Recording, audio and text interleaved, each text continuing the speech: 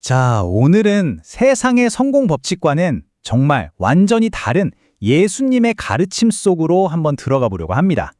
어쩌면 이 이야기가요, 우리가 생각하는 하나님 나라, 구원, 그리고 보상이라는 개념 자체를 완전히 뒤집어 놓을 수도 있습니다. 우리가 보통 성공했다 하면 뭘 떠올리나요? 뭐 성공, 자기만족, 이런 것들이겠죠. 그런데 말이죠, 성경은요, 정말 정반대의 가치를 이야기하고 있어요. 오늘 본문이 바로 이 두 세계관이 얼마나 다른지 그 엄청난 차이를 아주 명확하게 보여줍니다.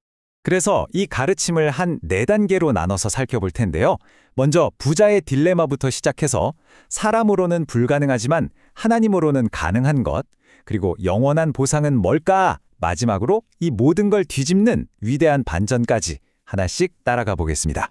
자, 그럼 첫 번째 주제, 바로 부자의 딜레마입니다. 성경은 도대체 왜 이 재물과 구원 사이에 이렇게 팽팽한 긴장감이 있다고 말하는 걸까요? 여기서 예수님이 정말 상상하기 힘든 충격적인 비유를 드시죠. 바로 낙타가 바늘기로 들어가는 것이 더 쉽다는 말씀인데요. 와, 이 말씀 당시 사람들한테도 충격이었겠지만 사실 모든 게 풍요로운 시대를 사는 우리에게는 훨씬 더 큰 도전으로 다가오는 것 같아요. 아니, 그러면 대체 왜 예수님은 부자가 구원받기 그렇게 어렵다고 하신 걸까요? 이게 되게 흥미로운 지점인데요. 성경은 돈 자체가 나쁘다, 악하다 이렇게 말하진 않거든요. 문제의 핵심은 사실 다른 데 있는 거죠. 그러니까 성경이 지적하는 핵심 문제는 이거예요.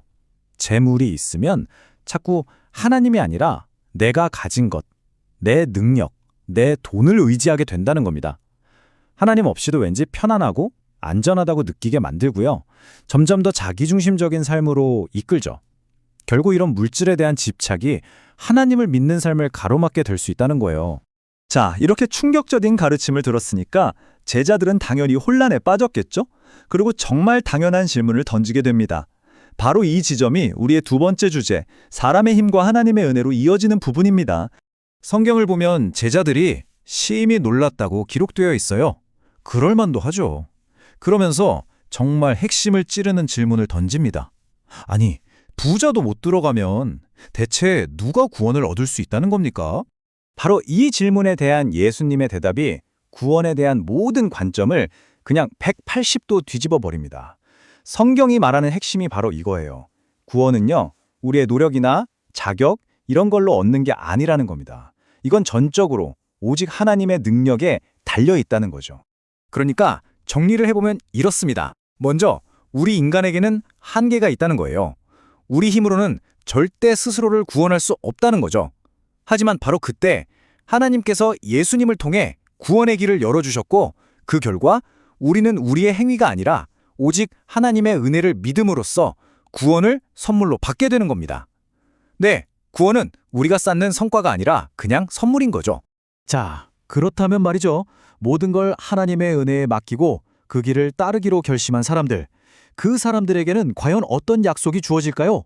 이게 바로 세 번째 주제, 약속된 영원한 보상에 대한 이야기입니다. 바로 그때 베드로가 나서서 질문을 하나 던져요. 어쩌면 이건 우리 모두가 마음속으로 궁금해할 만한 그런 질문일 겁니다. 주님, 저희는 모든 걸 버리고 주님을 따랐습니다. 그럼 저희는 뭘 얻게 되나요? 솔직하게 희생에 대한 보상을 묻는 거죠. 우와, 그런데 성경이 제시하는 대답은 정말 놀랍습니다. 그냥 그래, 보상해 줄게, 이 정도가 아니에요.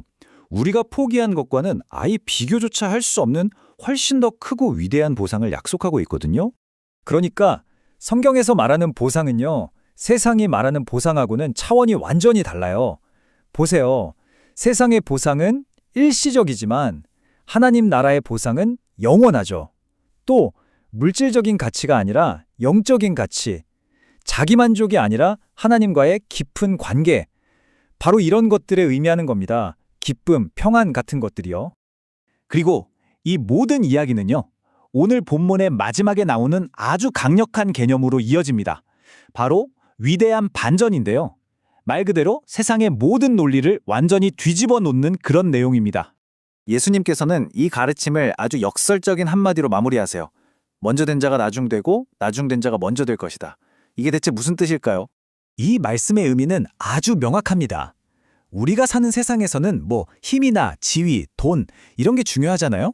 그런데 하나님 나라에서는 그런 것들이 가치의 기준이 아니라는 겁니다. 오히려 그곳에서는요, 남을 위해 섬기고 스스로를 낮추는 겸손이 가장 위대한 가치로 여겨진다는 거죠. 모든 게 완전히 뒤바뀌는 거예요. 자, 그럼 오늘 내용을 한번 정리해 볼까요? 핵심은 이겁니다. 진짜 안전함은 돈이 아니라 하나님께 있다는 것. 그리고 구원은 우리 힘으로 이루는 게 아니라 하나님의 선물이라는 것. 또 예수를 따를 때 받는 보상은 잠깐 있다 사라지는 게 아니라 영원하다는 것. 마지막으로 하나님 나라는 세상과는 완전히 다른 가치, 즉 지위가 아니라 겸손과 섬김으로 움직인다는 겁니다. 결국 우리의 시선을 세상적인 것에서 돌려서 영원한 가치에 우리 삶의 닻을 내리라는 강력한 메시지인 거죠. 그래서 이 모든 가르침은 마지막으로 우리 각자에게 아주 중요한 질문 하나를 던지게 합니다. 여러분의 삶은 지금 어디를 향하고 있나요? 언젠가 사라질 세상의 일시적인 가치인가요? 아니면 영원한 하나님 나라의 가치인가요?